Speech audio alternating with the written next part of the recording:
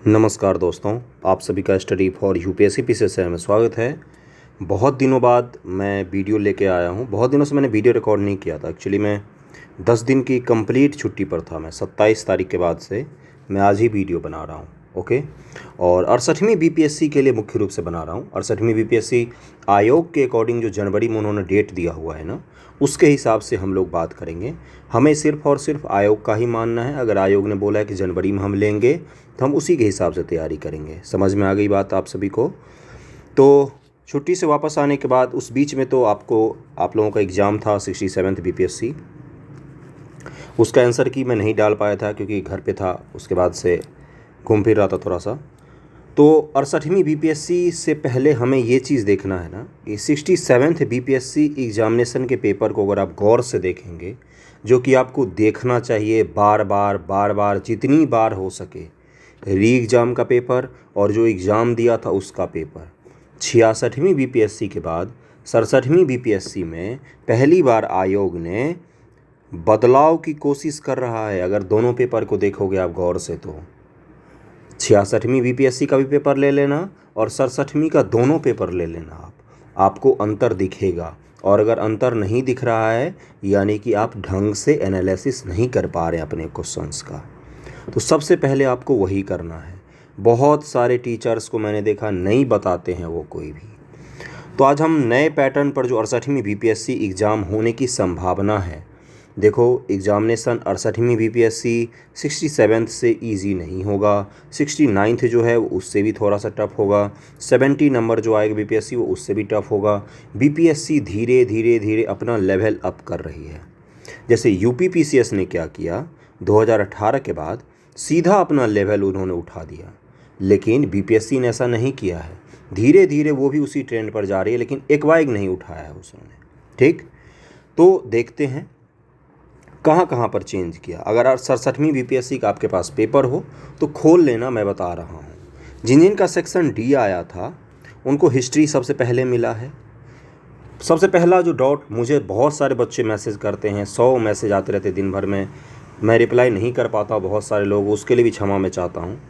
तो बहुत सारे बच्चों ने मैसेज किया मुझे। सबसे पहला डाउट जो अलग अलग आज मैंने क्वेश्चन भी डाले थे, तो जो बहुत दिनों से एग्ज़ाम के बाद से ही मैसेज करे 67th के लिए कि मध्यकालीन भारत जब सेक्शन डी में पहले आया ना, तो दिमाग ब्लैंक हो गया बहुत सारे लोगों का, भूल गए बहुत सारे। मध्यकालीन भारत के क्वेश्चनों में भी गलती कर आए हैं।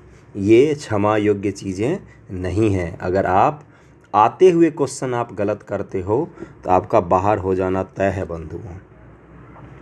जिन का 100 से कम मार्क्स आ रहा है या 90 से कम मार्क्स आ रहा है, वो सारे बच्चे मुझे बताएं ज़रा कि आपकी गलती हुई कहाँ पर है आखिरकार।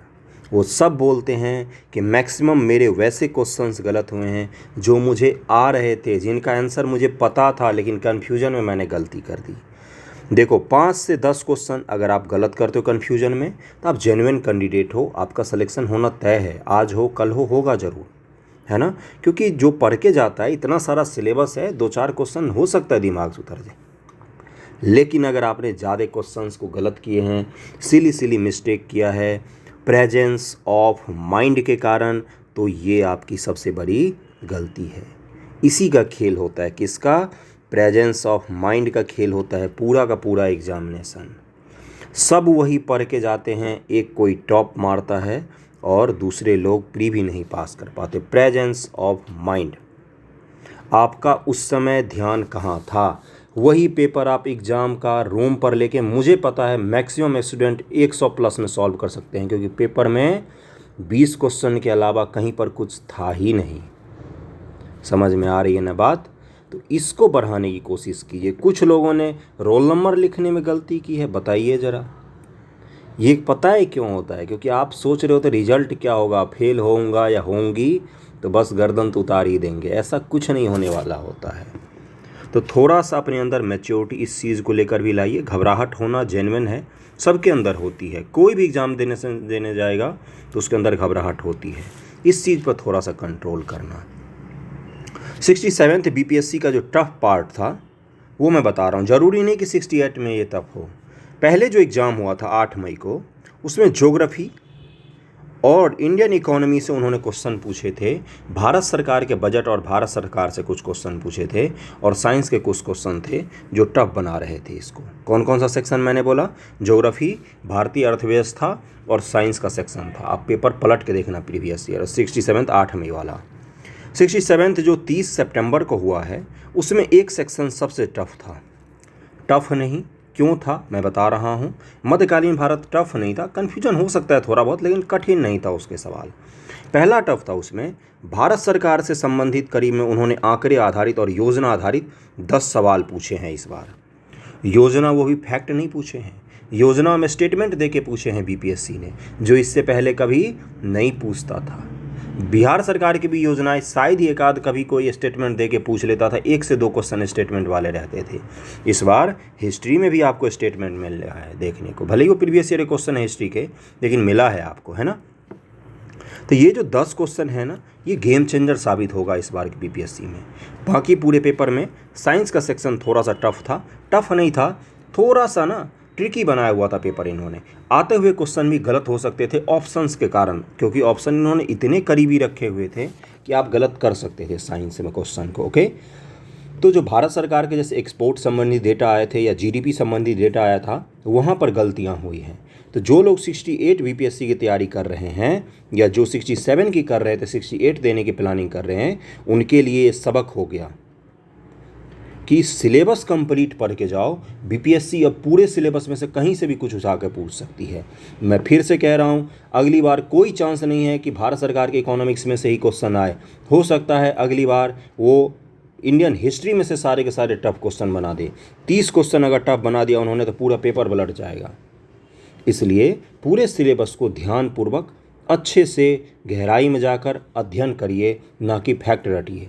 फैक्ट तो आप एग्ज़ाम से 2 महीना पहले रट ही लेते हैं एमसीक्यू और टेस्ट सीरीज लगा के। पढ़ना शुरू कीजिए। बीपीएससी आपसे वही चाह रहा है धीरे धीरे कि आप किताब उठा के पढ़ना शुरू करें। एक क्वेश्चन देखना जिसमें दिया हुआ है कि राजस्थान के मरुस्थलीय भाग में वर्षा क्यों नहीं होती है। विशुद्ध रूप से कॉन्सेप्चुअल क्वेश्चन है वो। क्यों? क्योंकि कोई ऐसा पहाड़ है ही नहीं जो मानसून की जो बादल जा रही है वो राजस्थान में रुक जाए और वहाँ पर बारिश करवा दे, इसीलिए वहाँ पर वर्षा नहीं होती। ये कोई कॉन्सेप्ट नहीं है। अगर आप में मानसून अच्छे से पढ़ा होता तो ये क्वेश्चन सबसे आसान क्वेश्चन था पेपर का। समझ रहे हो ना? यानी कि वो आपसे क्या चाह रहा है कि आप कॉन्सेप्ट पढ़िए थोड़ा सा। समझ रहे हो ना? मुख्य मुख्य जो टॉपिक है, मानसून सबसे इंपॉर्टेंट टॉपिक है, समझ रहे हो। उसके बाद से इकोनॉमिक्स में और योजनाएं जो होती हैं, योजनाएं जो पूछा है इस बार का जो टफ सेक्शन था, योजना आपको पढ़ना पड़ेगा। कुछ कुछ योजनाएं, मैक्सिमम नहीं, ज़्यादा नहीं पढ़ना, ऐसे नहीं कि बैठ के सारा लेके। जो बिहार सरकार की अच्छी योजनाएं हैं, जो भारत सरकार की अच्छी योजनाएं करंट में चल रही हैं, उनको ज़रूर पढ़िए कम से कम। योजनाओं के लिए विजन आईएएस का जो योजना का बुक आता है, पूरे साल का योजना का बुक आपको पीडीएफ भी फ्री में मिल जाएगा उसके वेबसाइट पर। खुद से जाकर ढूंढना है, मुझे नहीं बोलना है। स्वावलंबी थोड़ा सा बनना चाहिए। खुद से जाइए विजन के वेबसाइट पर, ढूंढो मटेरियल अपने लिए, डाउनलोड करो। ओके, तो वहाँ से पूरे वर्ष का योजना मिल जाएगा। मार्केट में भी बुक आती है पर 100-150 रुपये के आसपास, वहाँ से आपको सारी योजनाएं मिल जाएंगी। तो योजनाओं को पढ़ना शुरू करो 68 के लिए, क्योंकि 5 से 6 सवाल भी आ जाते हैं तो मामला पलट सकता है। ज़रूरी नहीं कि यही पैटर्न पर आए, पैटर्न अलग हो सकता है, इसलिए कंप्लीट सिलेबस पढ़ना है। सिलेबस क्या है? तो सिलेबस मैं दिखा देता हूँ। सिलेबस बहुत ही छोटा सा लिखा होता है, जैसे यूपीएससी करती है वैसे बीपीएससी भी करती है। इन्होंने तो थोड़ा सा लिख भी दिया। यूपीएससी तो 2 लाइन का सिलेबस देती है प्री का, मतलब कि छोटा सा सिलेबस रहता है जिस तरह का पेपर आता है उसकी तुलना में। देखो, सामान्य विज्ञान लिखा हुआ है, राष्ट्रीय सामान्य विज्ञान, अंतर्राष्ट्रीय महत्व के समसामयिक घटनाएं, भारत के इतिहास की प्रमुख विशेषताएं, सिलेबस में लिखा हुआ है, इसलिए ध्यान से पढ़ना। सामान्य भूगोल, बिहार के प्रमुख भौगोलिक प्रभाग, तो यहाँ की महत्वपूर्ण नदियाँ, भारत की राज्य व्यवस्था, आर्थिक व्यवस्था, आज़ादी के पश्चात बिहार की अर्थव्यवस्था के प्रमुख परिवर्तन, आज़ादी के बाद जो परिवर्तन हुए हैं उनको भी आपको पढ़ना है। हम लोग 1947 तक पढ़ते हैं और छोड़ देते हैं, फिर जब पंचवर्षीय पूछता है तो आप वो तो ये कहाँ से क्वेश्चन आ गया।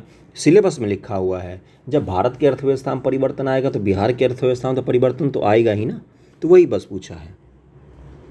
भारत का राष्ट्रीय आंदोलन और इसमें बिहार का योगदान, ओके, ये हो गया सामान्य अध्ययन का। सामान्य मानसिक योग्यता को जांचने वाले कुछ प्रश्न भी आते हैं, जिसमें देखो ये पूरा का पूरा लिखा हुआ है क्या क्या है। इतिहास के अंतर्गत विषयों के सामाजिक, आर्थिक और राजनीतिक परिप्रेक्ष्य के विषय की जानकारी पर विशेष ध्यान।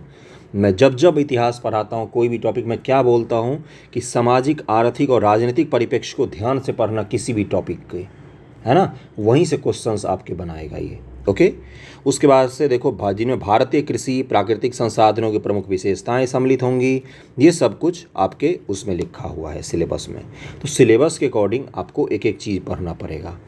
कैसे पढ़ते हैं, कैसे कोई एग्ज़ाम पास करता है, कोई भी एग्ज़ाम पास करता होगा। 3 चरण होते हैं किसी भी चीज़ के, जीवन में भी 3 ही चरण होते हैं। सबसे पहले किसी चीज़ की प्लानिंग की जाती है, दूसरे में उससे संबंधित जो आपको संसाधन चाहिए उसको इकट्ठा किया जाता है, और तीसरा होता है उसका इम्प्लीमेंटेशन, इम्प्लीमेंट करना होता है। बस हो गया। अगर सक्सेसफुल आपने तीनों स्टेप किया तो आपका सिलेक्शन ज़रूर होता है। कहीं पर आपसे चूक रह जाती है तो बाकी बच्चे कंपटीशन में आपसे आगे हो जाते हैं। ये कंपटीशन है, जब आप मोबाइल चला रहे हो तो तब भी कोई पढ़ रहा होता है, जब आप सो रहे होते हैं तब भी कोई पढ़ रहा होता है। तो जो पढ़ता है उसका सिलेक्शन होता है।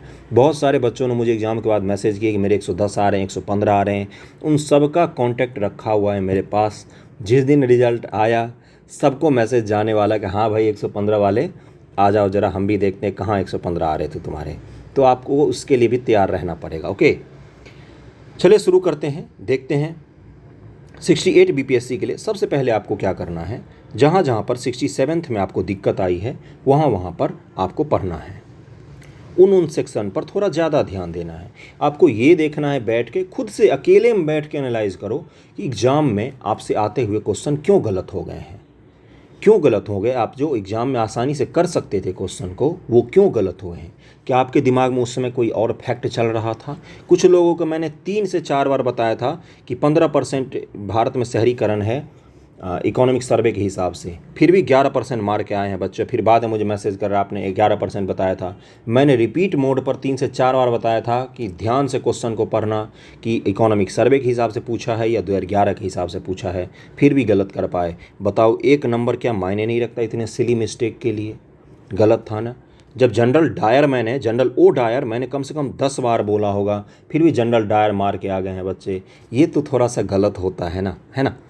तो चलिए देखते हैं, एक एक सब्जेक्ट को देखते जाते हैं। साइंस के लिए सबसे अच्छा रहेगा अगर आप 68, 69, 70 सब बीपीएससी का मतलब लॉन्ग टर्म प्लानिंग कर रहे हैं कि कोई बात नहीं 68 मेरा पहला होगा, 69 मेरा दूसरा होगा, 68 में अगर नहीं पास हो पाया या पाई तो 69 दूंगी।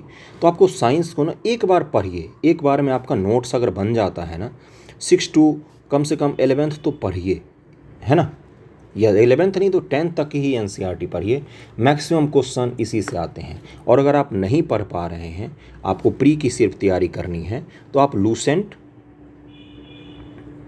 और घटना चक्र साइंस की जो बुक आती है सॉल्व वाली, लूसेंट का भी एमसीक्यू और कुछ नहीं, Lucent MCQ, Lucent objective, one liner नहीं, पागल हो जाओगे पढ़ के, याद ही नहीं होगा। घटना चक्र एमसीक्यू, इन दोनों को कम से कम 4 से 5 बार लगाइए इस 3 महीने के दौरान। आपके क्वेश्चंस गलत नहीं होंगे, समझ रहे हो ना। और टेस्ट सीरीज़ तो रहेगा ही। तो देखते जाते हैं एक एक बुक को, कौन कौन सी बुक आपको चाहिए, ज़रूरत होनी चाहिए। बीपीएससी की एक सबसे बड़ी खामी मैं बता देता हूँ। जैसे यूपीएससी में क्या होता है ना, अगर आपने यूपीएससी प्री की तैयारी करना है, तो अगर आपने मेंस की तैयारी अच्छे से कर ली ना, तो आपके प्री की तैयारी 85% करीब में कंप्लीट हो जाता है यूपीएससी में। मेंस की तैयारी साल भर बच्चे करते हैं, 2 से 3 महीने फिर प्री की तैयारी होती है। सीसेट की तो अलग तैयारी होती ही है अब।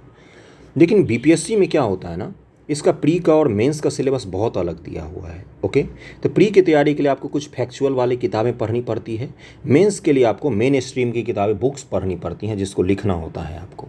ओके, उस पर ही चलते हैं। और 68 बीपीएससी के लिए, 67 बीपीएससी मेंस के लिए मैं एक और वीडियो बनाऊंगा। बहुत सारे लोग अभी भी भटक रहे हैं कि क्या करें, मेरी बातें वो भूल गए जो मैंने पहले बताया था। मैंने कुछ दिन पहले बताया था 67 के लिए, करीब में 3-4 महीने पहले, मई से पहले, कि ध्यान रखना हर वो स्टूडेंट जो सिर्फ और सिर्फ 67 प्री की तैयारी कर रहा है, प्री के बाद मुझे मैसेज करके बोलेगा कि मेंस की तैयारी कैसे करते हैं। ऐसा आप मत करना 68 वाले मेरे बच्चों, आप लोग ऐसा बिल्कुल भी मत करना। आप लोग प्री के साथ साथ मेंस की तैयारी करते चलना।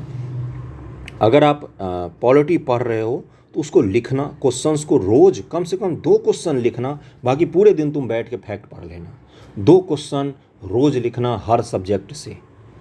आज पॉलिटी के 2 क्वेश्चन लिख लिए, कल फिर हिस्ट्री के 2-3 क्वेश्चन लिख लिए, परसों फिर ज्योग्राफी के 2-3 क्वेश्चन लिख लिए, ऐसे इकोनॉमी के लिख लिए, इकोलॉजी के लिख लिए। ऐसे ही लिखते रहना, रोज़ लिखना, डेली कम से कम 1000 शब्द लिखने की आदत डाल लो, आपका सिलेक्शन तय हो जाएगा। समझ रहे हो ना? तो शुरू करते हैं। साइंस के लिए हमने क्या बताया कि वस्तुनिष्ठ जो लूसेंट की बुक आती है आप उसको पढ़ सकते हैं, बेहतरीन किताब होती है। अगर वन लाइनर फैक्ट पढ़ना है ये पढ़ के चले जाओ, किसी भी एग्जाम में बैठोगे कोई दिक्कत नहीं आती। यहाँ तक कि यूपीएससी के भी साइंस के क्वेश्चन कुछ मैं क्या बोल रहा हूँ, कुछ क्वेश्चंस यूपीएससी के भी सॉल्व हो जाते हैं इससे, क्योंकि इसमें प्रीवियस ईयर का तो सारा ही रहता है। अगर घटना चक्र आप नहीं पढ़ पा रहे हो, घटना चक्र में एक खासियत होती है कि उसमें एक्सप्लेनेशन दिया होता है जिससे आपके कॉन्सेप्ट बिल्डअप होते हैं।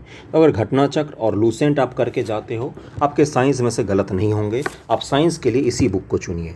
करंट अफेयर के लिए हम लोग लास्ट में आएंगे।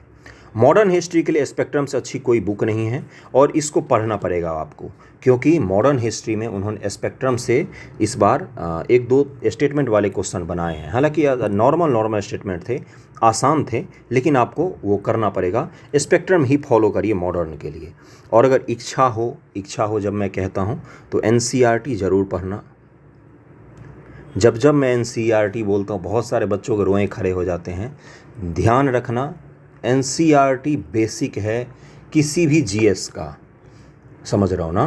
तो अगर फुर्सत मिले, अभी तो खैर 3 महीना है तो अभी तो मत ही करना, है ना। अगर फुर्सत हो, लगन हो, पढ़ने का मन हो तो पढ़ सकते हो, है ना। आगे बढ़ते हैं। अगला है भारत की राज व्यवस्था। इसके लिए तो एक ही ग्रंथ है, एम लक्ष्मीकांत की बुक है। बहुत सारे लोग इस बुक को देखकर डर जाते हैं कि अरे बाबा कितना बड़ा मोटा सा बुक है।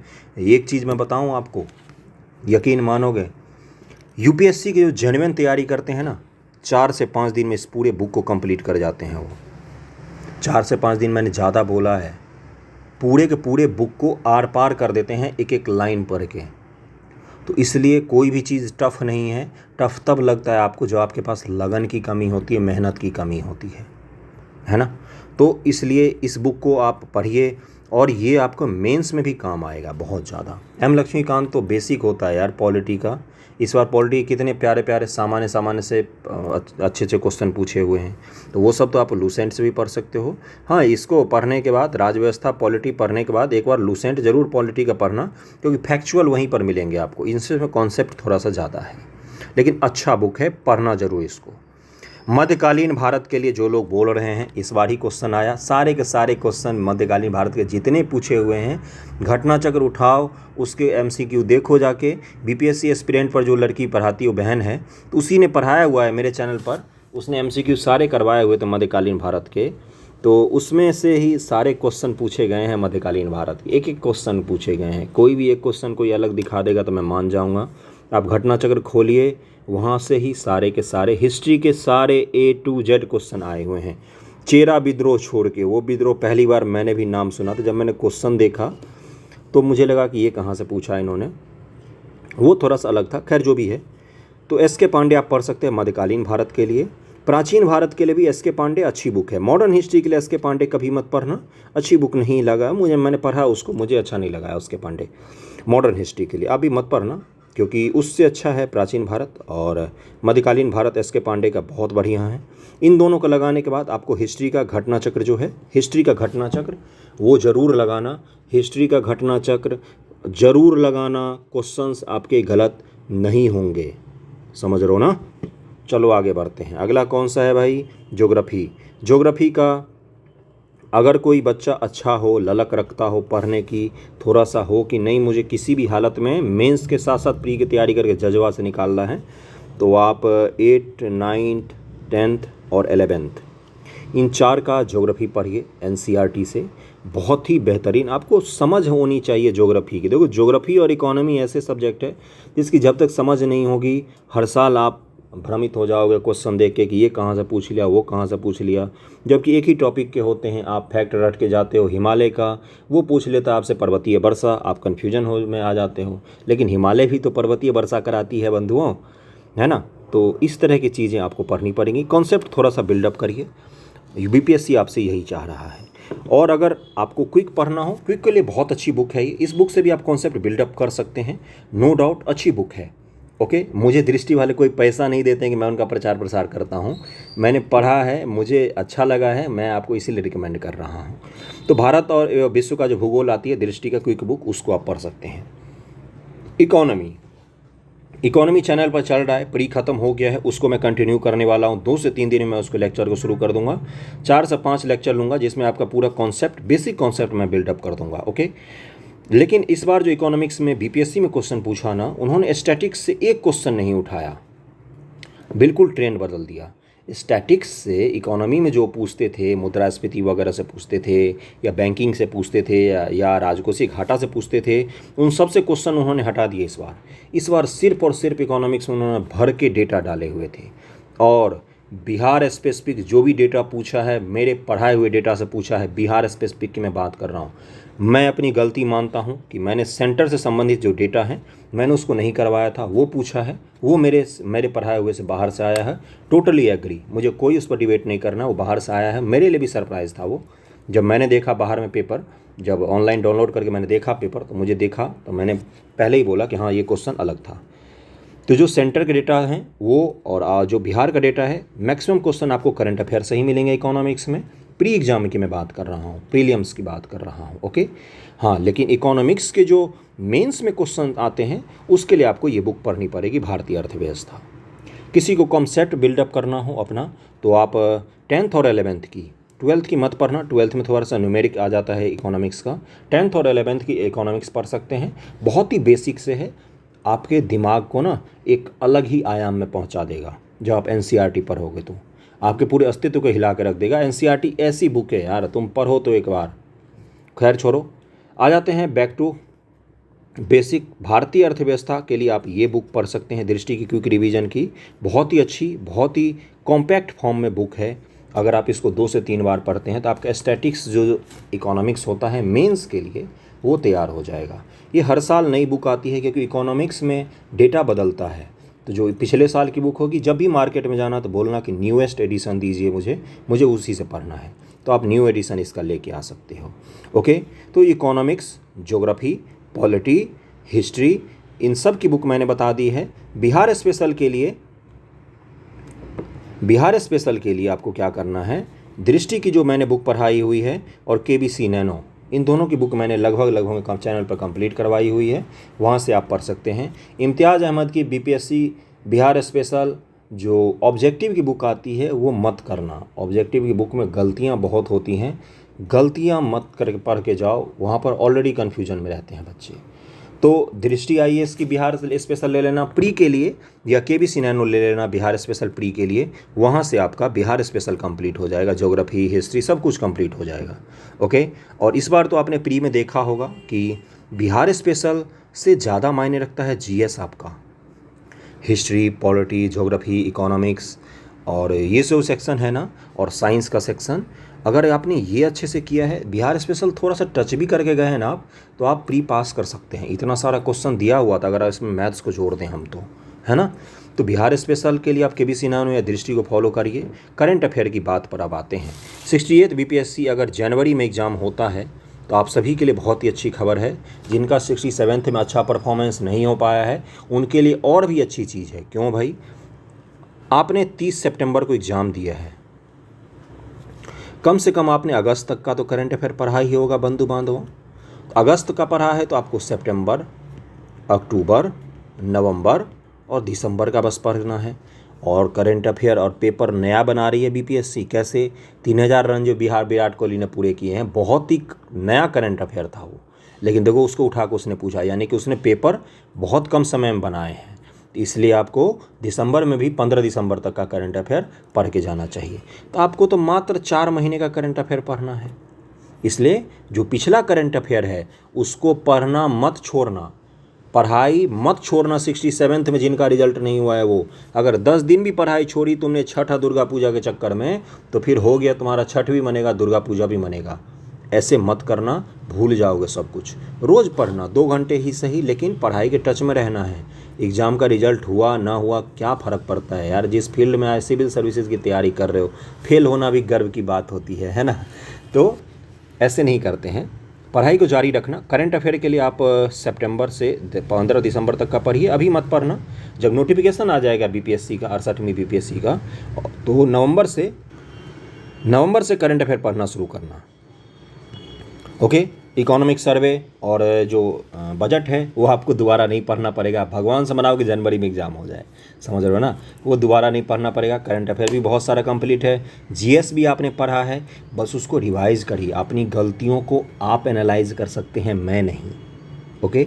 और आज से रेगुलर वीडियो मिलेगा आप सभी को। बहुत दिनों मैंने किसी से बात ही नहीं किया, 10 दिन तो ऐसे था जैसे मैं कैवल्य की प्राप्ति कर रहा था, ज्ञान प्राप्ति, है ना। पूरी कांटेक्ट में नहीं था मैं किसी भी चीज़ के, सब कुछ छोड़ दिया था मैंने। गांव में बैठा हुआ था, आराम से पूजा पाठ, रामलीला, यही सब हो रहा था। पहले कुछ दिन घुमा फिरा, फिर रामलीला देख के अपना समय निकाला।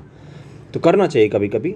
2 साल बाद मैंने रेस्ट लिया है, complete 2 year, not a single day. मैंने कभी एक दिन का भी रेस्ट नहीं लिया था इस बीच में।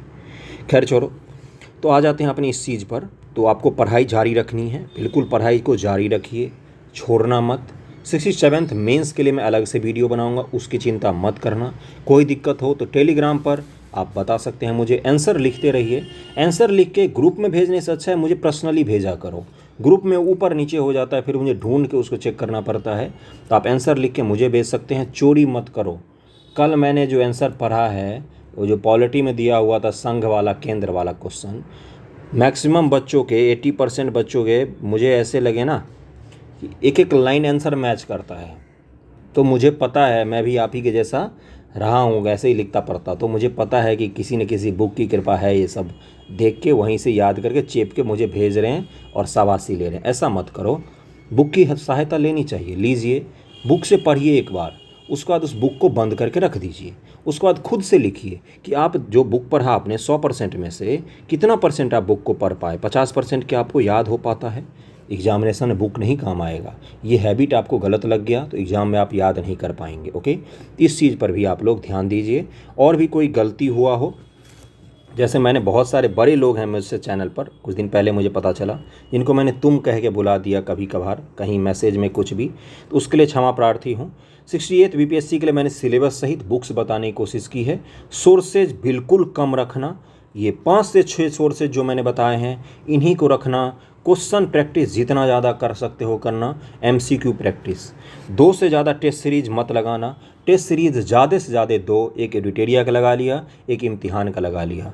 एडिटेरिया का जो अभी कुछ दिन पहले आया था 67th के लिए, वो आपके 68 बीपीएससी में भी काम आएगा। लास्ट में जो कुछ महीने पहले एग्ज़ाम से आया है, 1 महीने पहले शायद आया है एग्ज़ाम से एडिटेरिया का टेस्ट सीरीज, उसको ज़रूर करना। 2 टेस्ट सीरीज लगाना, लेकिन उसको 10 बार लगाना, वो ज़्यादा बेनिफिशियरी होगा आपके लिए। करंट अफेयर रटने से अच्छा है करंट अफेयर के एमसीक्यू लगाना। जीएस पढ़ना, जीएस के एमसीक्यू लगाना। कैसे करना है, प्रोसेस क्या होता है? एक सब्जेक्ट पढ़ा, जीएस पढ़ा, उसके एमसीक्यू लगा रहे हैं बैठ के, घटनाचक्र और लूसेंट से। घटनाचक्र और लूसेंट से, सपने में भी ये 2 किताब के नाम जाना चाहिए प्री के लिए। ओके, कोई भी सब्जेक्ट पढ़ा उसके एमसीक्यू लगा लिए। करंट अफेयर पढ़ा, योजनाएं पढ़नी है, योजनाएं तो पढ़नी ही है। बाकी करंट अफेयर अगर नहीं पढ़ना हो मत पढ़ना, उसके एमसीक्यू लगा लेना, जो कि हम लगाएंगे ही एग्ज़ाम से पहले, तो मैं करवाऊंगा ही। अगले आप खुद से अभी से इनिशिएटिव लेना थोड़ा सा। इकोनॉमिक्स के डेटा अगर जनवरी में होते हैं तो लिख के चिपका लो अभी दीवार पर, सारे बजट के और इकोनॉमिक सर्वे के। उनको रोज़ रोज़ देखोगे, एक एक रट जाएगा आप लोगों को। बाकी कोई दिक्कत हो तो मैं तो 24 आवर हूँ ही यहाँ पर, 24 आवर तो नहीं ही रहता हूँ, थोड़ा सा कृपा करना। जो भी हो, आप दिक्कत हो तो मुझे बताना, कांटेक्ट करना, मैं बता दूंगा। आज से मैं वापस आ गया हूँ तो अभी से पढ़ेंगे हम लोग regular. Okay, thank you so much guys.